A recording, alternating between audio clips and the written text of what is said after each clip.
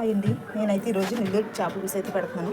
రండి చూసేయండి ఏమేమి కావాలి. ఇంకోండి చెరువు చేపలు అయితే నేను శుభ్రం అయితే చేసుకుని ఉంచుకున్నాను. ఉల్లిపాయలు పొడవ కట్ చేసుకుని, పచ్చిమిర్చి, టమాటా, చింతపండు, మామిడికాయ, జీలకర్ర, ధనియాలు, మెంతులు, ఉప్పు, కారం, పసుపు అండి. మసాలాలు అయితే ఏమి వేయట్లేదు. రండి ప్యాన్ పెట్టాను కదండి, ఇవన్నీ వైపు వేసుకుని ఫస్ట్ వేపేసుకోవాలి. ఆయిల్ పెట్టేయడం ఆల్రెడీ మాడిపోతున్నాయి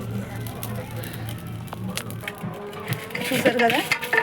ఇంకోండి ఇలాగైతే వేపేసుకోవాలి. చూసారు కదండి ఇలాగైతే వేపేసుకోవాలి. కొద్దిగా జీడిపప్పు కూడా వేపుకోండి. ఇలాగైతే వేపుకోవాలి. ఇవి కూడా బాగా వేగిపోవాలి. ఇంకోండి ఇవి కూడా ఇలాగైతే వేపు తీసుకోవాలి.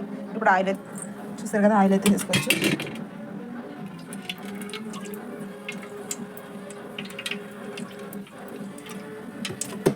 ఆయిల్ వేసుకున్నాం కదండి.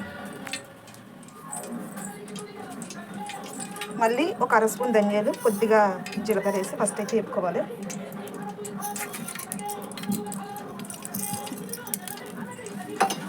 చాలాసార్లు ఆల్రెడీ నేను 2-3 సార్లు పెట్టానండి నెల్లూరు పెద్ద చేపల పులుసు అని, కానీ ఏమి ఎవరు అంతగా చూడలేదు. నిజంగా అయితే మసాలా లేకుండా చేసుకుని చాలా టేస్ట్గా అయితే ఉంటుంది. చూసారా అన్నం ఉడుకుతుందో పక్కన. చూసారు కదండి అయితే అయిపోయినాయి. సరే ఉల్లిపాయలు అయితే వేసుకోవాలి.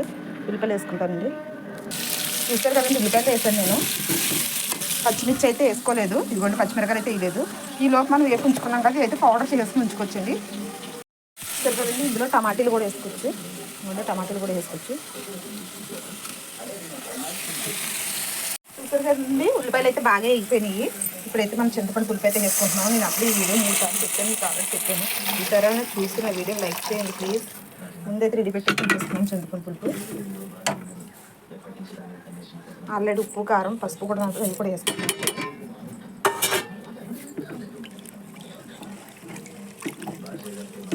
మసాలా అయితే ఏమి వేయలేదు. చూసారు కదండి మసాలా అయితే ఏమి వేయలేదు.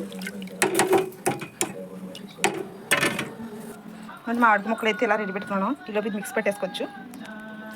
చూసారు కదా మసాలా అయితే రెడీ పెట్టేసుకున్నాను. మామిడికాయలు రెడీ పెట్టేసుకున్నాం. చేప ముక్కలు ఉన్నాయి కదండి, ఆల్రెడీ కారం అది వేసి ఉంచుకున్నాం కదా, అందులో అయితే చేప ముక్కలు అయితే వేసుకోవచ్చు మనం. చూసారు కదా దొరకలేదు. కొత్తిమీర వేసుకోవచ్చింది, కానీ కొత్తిమీర లేదు. నేను కరివేపాకు అయితే వేస్తాను.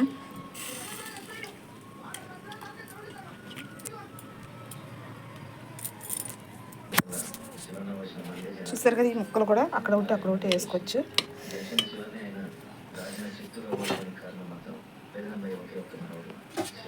పచ్చిమిర్చి కూడా వేయలేదు కదండి, అవి కూడా.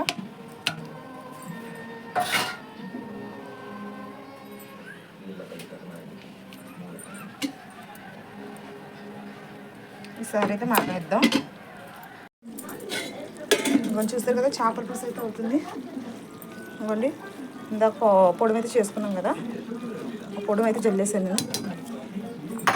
ఇంకా కరివేపాకు ఒకటి వేయాలండి, వేద్దాం. అసలు కలపలేదండి ఇప్పుడు వచ్చింది అయితే. చూసారు కదా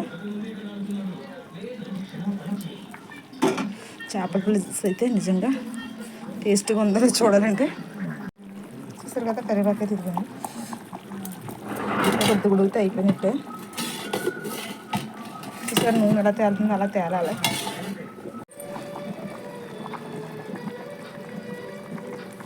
చూసారు కదా చేప అయితే మాత్రం ఏం విడిపోకుండా నీట్గా అయితే కుక్ అయింది. చాలా నీట్గా అయితే కుక్ అయింది, బాగుంది కూడా.